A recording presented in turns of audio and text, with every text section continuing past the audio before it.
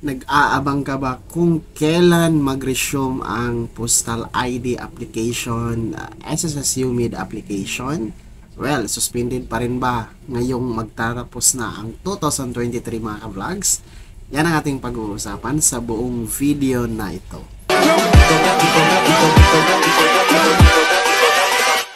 Hold up.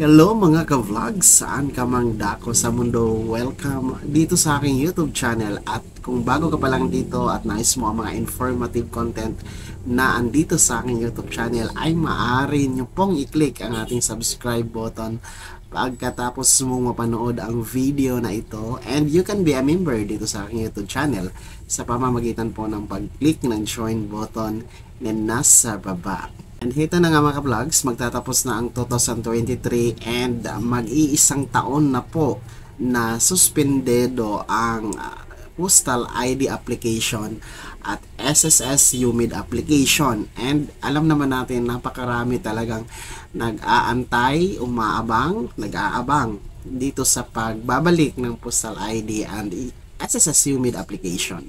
Since suspended po siya, no, the last January pa. So magwa 1 year na siya. Until now, ang pinaka-latest update ay suspended pa rin po si postal ID at SSS UMID. No, since this is the last day para ngayong taong 2023 para sa mga government offices, mga ka-vlogs, no? Kasi mag-New Year na po, and by next week after the New Year is January 2 na. So that will be 2024. So as of now, as per today, December 29, 2023, ay suspendido pa rin po ang postal ID and SSS UMID mga ka-vlog. So masyadong matagal ang suspension ng dalawang ahensya na to sa pag-i-issue ng kanilang valid ID, no, dito sa postal and SSS UMID ID. Napakatagal talaga siya mga ka-vlog. So only here in the Philippines ang may ganun na senaryo na napakatagal ng suspension.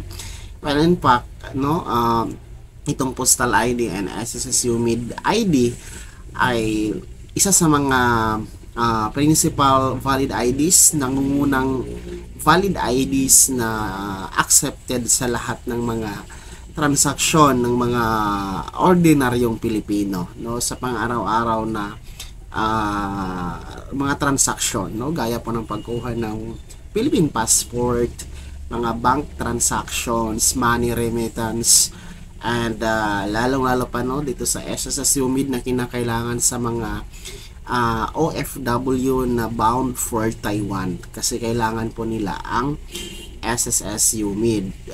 Pwede naman po ang SSS certificate, kaya nga lang po ay hindi kayo mabibigyan ng SSS certification kung wala kayong pending na SSS UMID application. So it's more fun in the Philippines mga ka-vlogs. Sobrang tagal, sobrang bagal, and alam nyo, no, every time na nagpa-follow up ako sa postal office, sa SSS office, no, wala naman po silang naibigay na dahilan bakit suspended. Hindi sila makapagbigay kailan talaga ang